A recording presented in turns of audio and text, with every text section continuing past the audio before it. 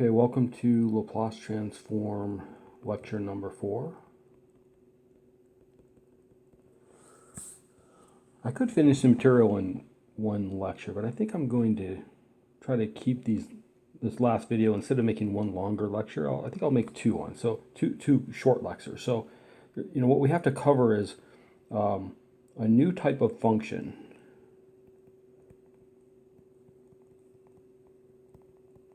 A function that we call u of t, or sometimes u of t minus c, for example, which is a step function.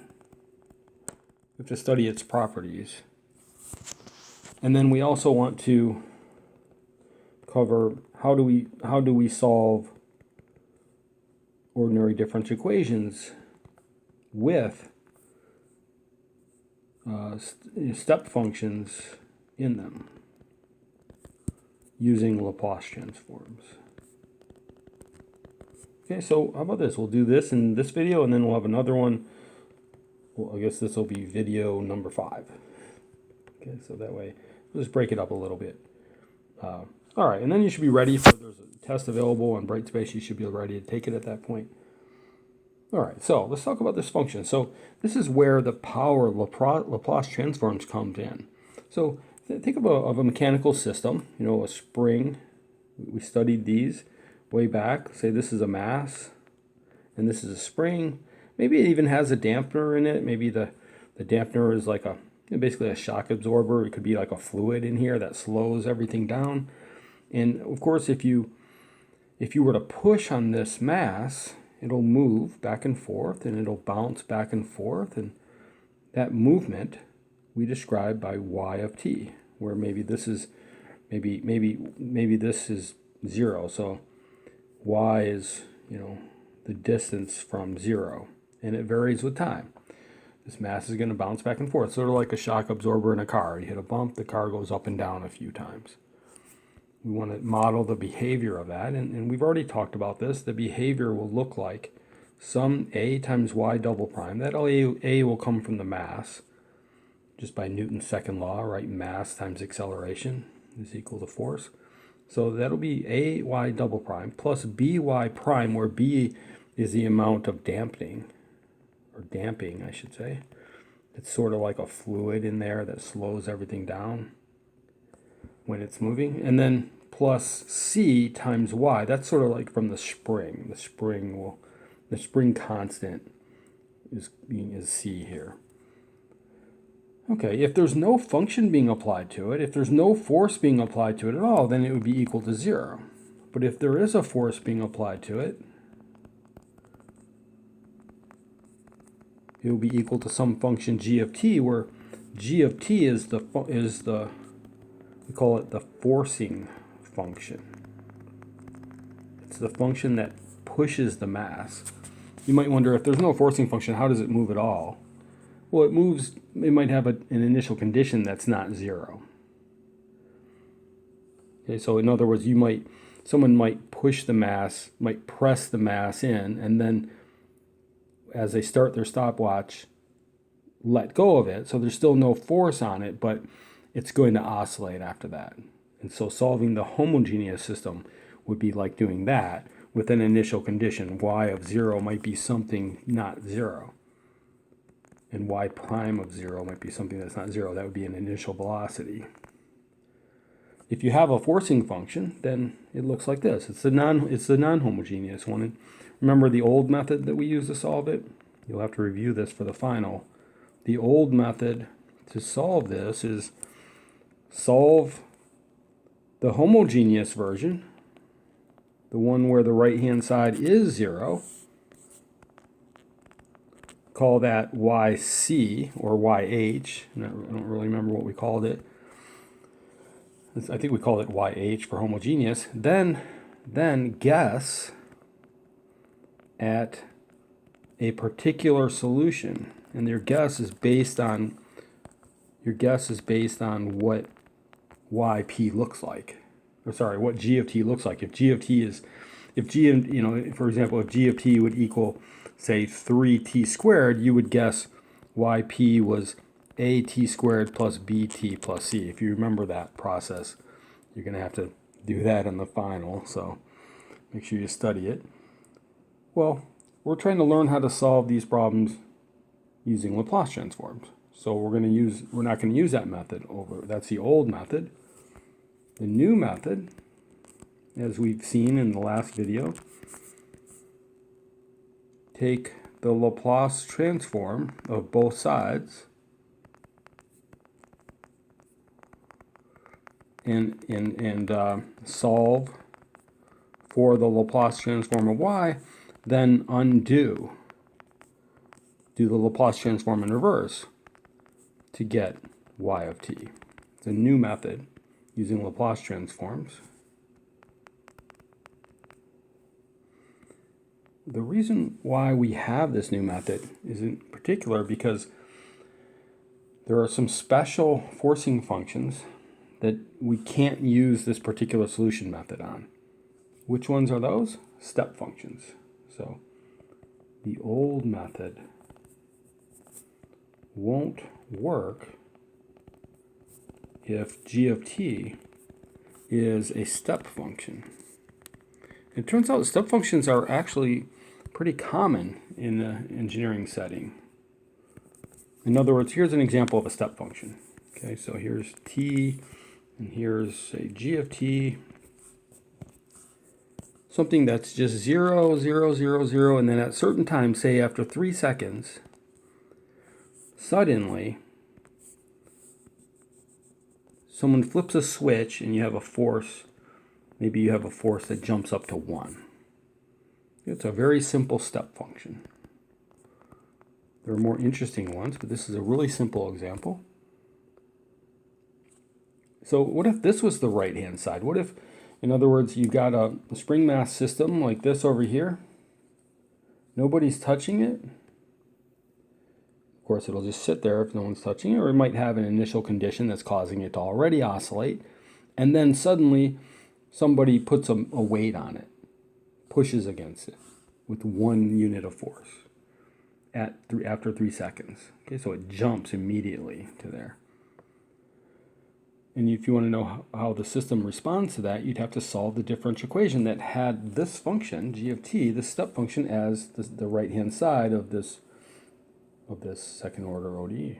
And we can't do it using the old method, but it turns out Laplace transforms work nicely for this type of problem. So let's write down the formula for this. So literally, so how about this? We'll come to this one, back to this one in a second. Let me show you a different example. This is the most basic step function that we start with.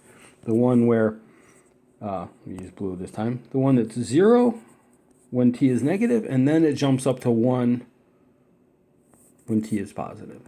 Okay, so in other words, it steps from 0 to 1 at t equals 0. This is the simplest version of the step function. And this has a special name. It's called u of t. I guess u for unit, I think. Unit, it's really a unit step function. What does unit mean? In mathematics, unit means 1. So it stepped up 1. That's why we call it a unit step function. Okay, so we would just call this function y equals u of t. That's the graph of u of t. Of course, if you want to write it out piecewise, it's 0 if t is less than 0, and it's 1 if t is greater than or equal to 1. But instead of writing this every time, we just call it u of t. That's just how u of t is defined. All right, so what about this function? Well, it turns out this is almost the same. What's the difference between these two? This one is shifted. It's the same function, but it's shifted 3 units to the right. I shouldn't say 3 units, 3 time units. It's not shifted up or down, it's shifted left and right. How do you take a function and shift it from left to right or right to left? Well, it's by, so here's what you do is you replace t with t minus 3 in this function. So here we get y is equal to u of t minus 3.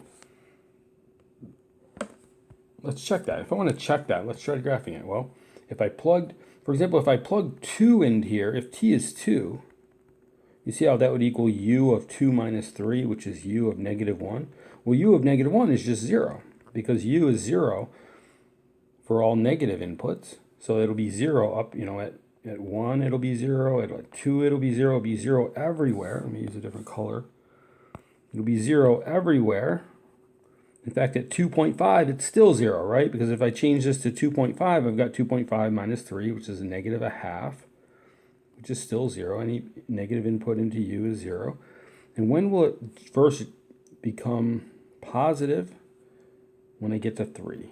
As soon as I get to 3, if I plug in 3 for t, if I plug in 3 for t here, I get u of 3 minus 3, which is u of 0, which is now 1. It jumped up to 1 right at 3. And then when t is 4 or 5 or anything greater than it, it's still 1. Okay, so that's the same graph as we had here.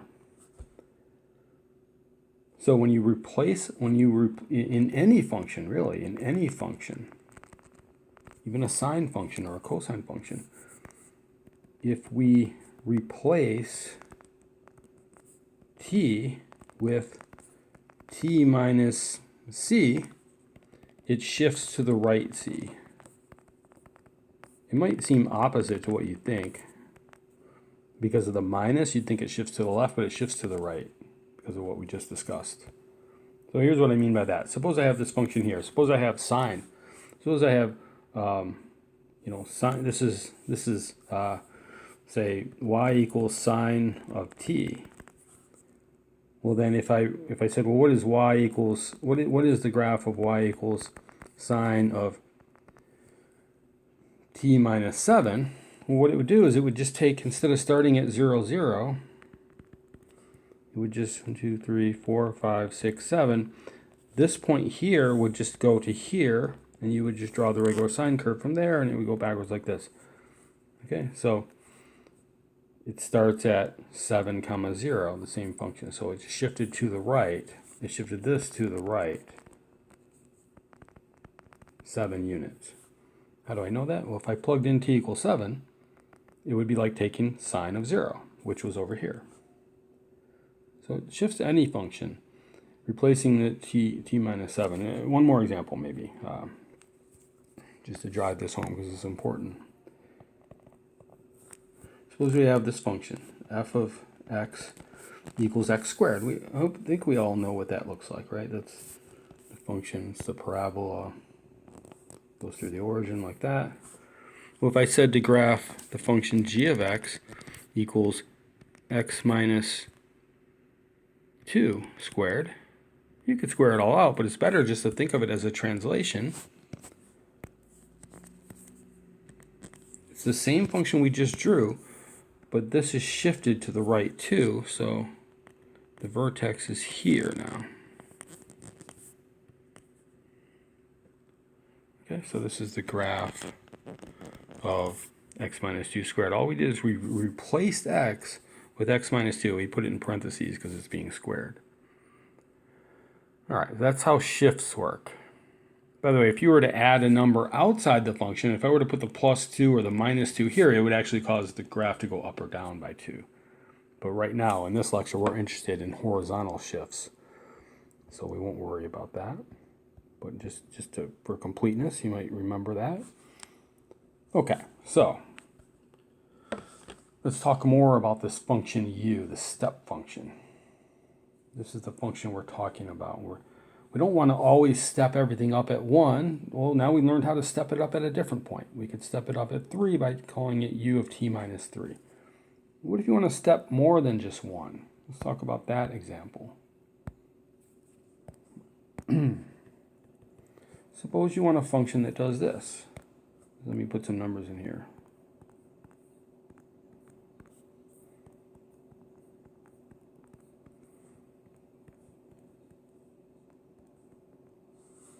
Suppose we want a function that does this. Let's say it's traveling along, it stays at 0, and say at 2 seconds it jumps up, but it doesn't jump up to 1, it jumps up to 3, and then keeps going.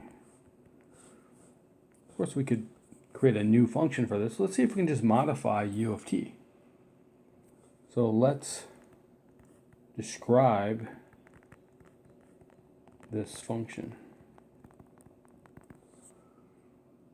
Okay, well, I mean, we can call this g of t, or in general, right? This is just the name of the function, g of t. This could be the forcing function in the right side of a differential equation that's causing your spring mass system to deflect or something.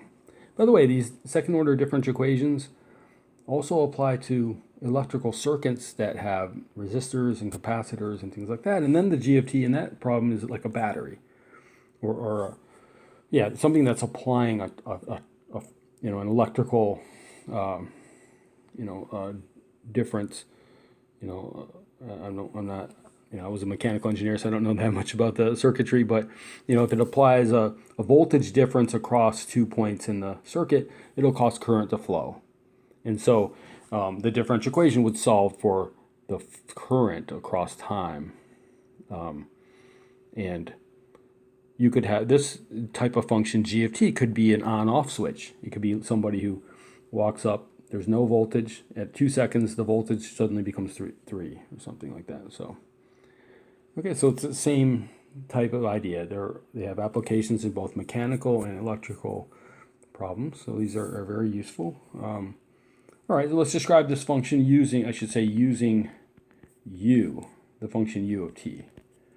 So here's the solution.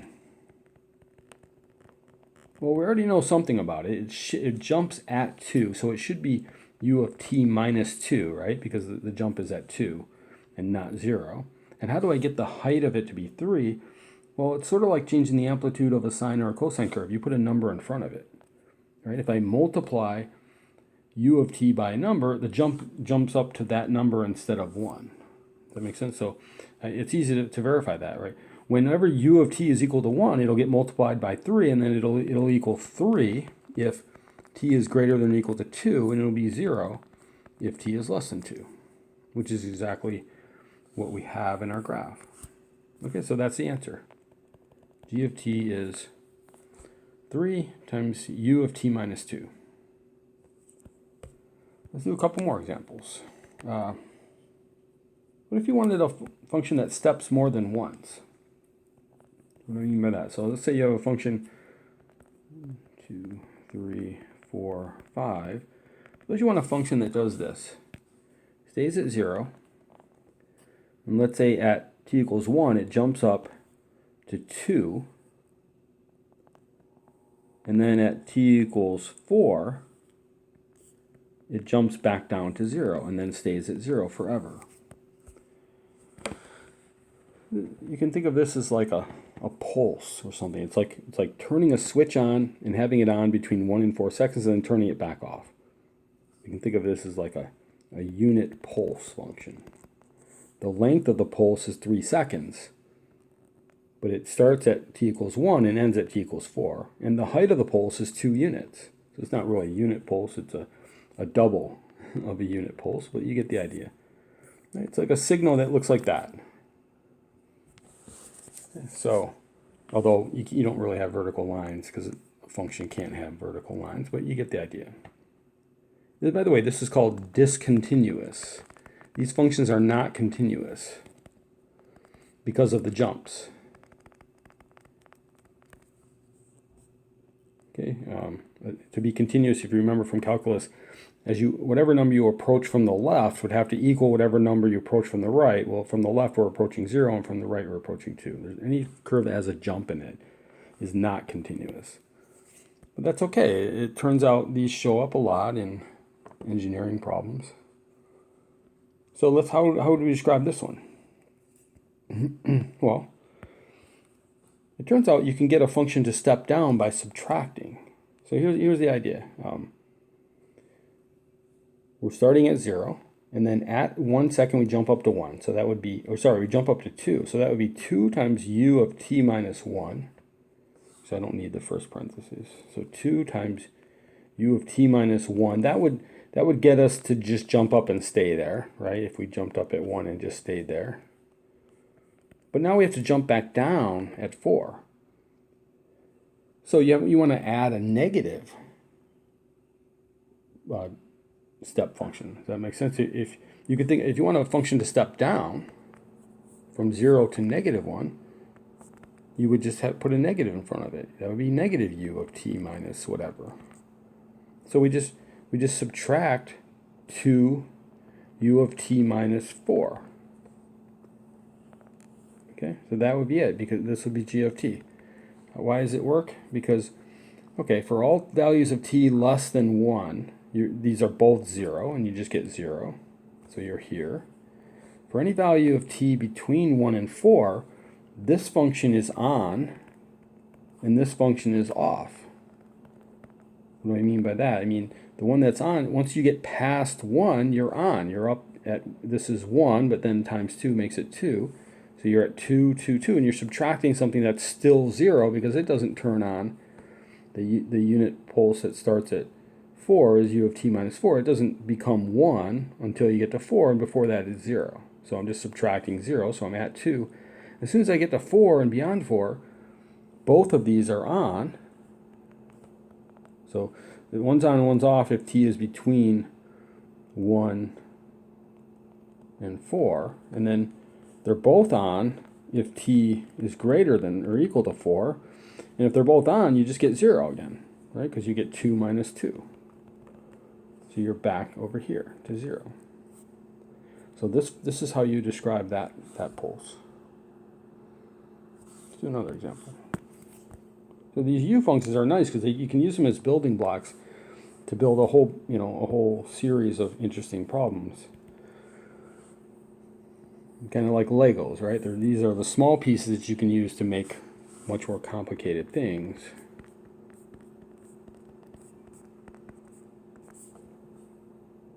One, 2, 3, 4, for example. So if I want to make a function that does this, suppose I want to make a function that does this. Let's say it's let's say it's at 0 until 2, and then it jumps up to 1, and it stays there until 3, and then it jumps up to 3, and stays there until 5, and then it jumps down to -1, and then at 6, it stays at 0 forever to the right. So I want a function that does this. Maybe let me draw a different color. It's a little easier to see. So the red, it'll stay at 0 until here, and then it's at 1 until 3, and then it jumps up to 3, stays at 3 until we get to 5, and then it's at -1, from 5 to 6, and then at 6, it's at 0 again forever. This is a function with how many steps? So 1, 2, 3, 4 different steps, up and down. So we should have 4 different pieces of u's. So let's describe it using g of t. We'll just go from left to right. It's 0 until we get to 2, and then it jumps up to 1. So I think we can just go with u of t minus 2. That'll be a function that's 0 until you get to 2, and then it'll be 1 after 2. But clearly we need to add something in starting at 3. So what do I want it to do? I want it to go up. So remember, this function that we have here will stay at 1 forever if I didn't change it. So what do I want to do at 3? I want it to jump up to 3. But how much do I want it to jump from where it's at? I want it to jump up 2 units. Because it's at 1, I want it to go to 3. So I have to add in 2 times u. And where do I want it to start? Where do I want it to turn on? I want it to turn on at 3, so I put t minus 3 here. So these two functions alone will accomplish the following graph. This plus this step and then this step, and it will keep going forever if I didn't change it. So now I have to make it at 5, I have to make it jump. Where do I want it to go? I want it to go down. How many units down do I want it to go? It's at 3, I want it to go down to 2, 1, 0, -1. So I want it to go down 4 units. So I'll put minus 4 u of, and where do I want that to start? When t is 5, so t minus 5. Okay, so when you put a negative in front of a u function, it causes it to jump down, however many units that is. So it'll jump down 4 when t is 5 because of the minus 5. All right, and then are we done there? No, because at 6 seconds we want to jump back up to 0. So I put plus I want to jump up 1, so it's just a regular 1 or 1 times u or u, and I want that to happen at t equals 6, so I have this function here. Okay, so for any value of t that's way over here, they're all on. Right? If t is greater than 6, all 4 of these functions are all on. So let's check. If they're all on, we have 1 of them plus 2 of them, which adds up to 3, minus 4 of them, which adds up to minus 1, plus 1 of them adds back up to 0. You can see all the coefficients add up to 0, or wherever you want to finish at. If you wanted to finish with a signal that stayed at 1 or 2 forever, all the coefficients would have to add up to that number. So if t is greater than 6, all are on. If you're between 5 and 6, the first 3 are on and the last one is off, so on and so forth. Right? If anywhere in here, the first, I guess, two of them are on and the other 2 are off. Right? So on this way and off this way. Okay, so it's not that hard to use step functions to build really interesting discontinuous step functions. So, all right, now, so if you're in an engineering setting and you have some weird, crazy, you're driving along and your suspension is a spring mass system, and it suddenly, hits a pothole, and the forcing function jumps up 1, and then you hit another even deeper pothole before you even recovered from the first one. Now you're down here, and then then you hit a bump. It causes you to go the other direction, so on and so forth. You could model it using these u functions. All right, and there's actually another way you could use the use function. So suppose you want to create a function like this. You want a function that's 0, 1, 2, 3, and say at t equals 3, you want it to then do something like take off like a quadratic. So you want it to be like the y equals t squared function after that, starting at t equals 3. How would you accomplish that? We want it to be 0 here to the left of 3. Well, if I just, so you might already have an answer for this. You might say, well, isn't that, if I shift the y equals t squared curve to the right 3, isn't that the same as t minus 3 squared? Isn't that what we already discussed? Well, if I graph that function, it'll look like this. So it's kind of right. Half of it is right, but the half of it is wrong, because I don't want this half. I want it to be 0 until I get to there, and then the right half to be there, but not the left half. Does that make sense? So I can't just put t minus 3 squared. That's not correct. How do I get it to be 0 to the left, and then and then to be t minus 3 squared to the right of t equals 3? Well, it turns out you can make use of this u function. So here's the correct answer: g of t. What you do is you take that t minus 3 squared, and how do you get a function to turn off at any time? Just multiply it by 0. If I multiply this by 0, the whole thing will be 0. But I only want to multiply it by 0 when I'm to the left of 3. After that, I want to multiply it by 1. So what I do is I multiply it by u of t minus 3. So it's sort of a clever way. You can use these step functions not just to do literal steps. You can use it as an on-off switch for another function.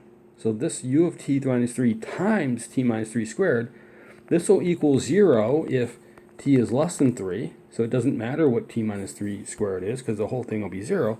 And it'll equal 1 times t minus 3 squared if t is greater than or equal to 3, which means it'll just be the right side of this parabola. Okay, so I was able to do that with just one expression. I didn't have to write it as a piecewise function. Okay, so that's it.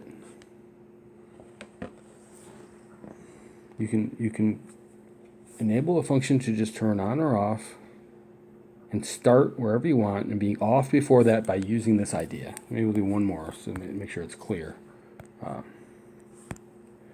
Here's another example. So suppose we want to have a curve that maybe just comes along and maybe at t equals, so 1, 2, 3, 4, 5, 6, 7, we want it to be 0 there, and then right at 7 we want it to start a sine curve. We want to then start oscillating like a sine curve. So it's 0 here, and then it's a sine curve here, a sine function. Well, it's the same idea.